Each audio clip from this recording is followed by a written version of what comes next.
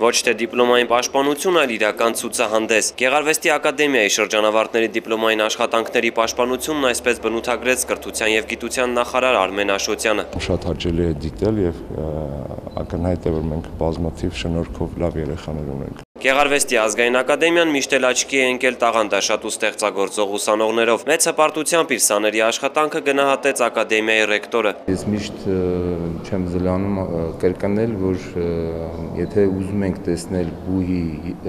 դեմքը, ուրեմն պետք է տեսնենք ավարտական աշխատանքները։ Կրթության և գիտության նախարարը նույնպես կասկած չունի, Գեղարվեստի ակադեմիան կրթության որակով մրցունակ է և չի զիջում տարածաշրջանի բուհերին։ Երիտասարդ շրջանավարտներն էլ միշտ պահանջված են։ Այլ հարց է, թե որտեղ հետագայում կշարունակեն իրենց ստեղծագործական կյանքը այս տաղանդավոր երիտասարդները։ Ես հենց Հայաստանում եմ տեսնում իրենց ապագան։ Ինչու՞։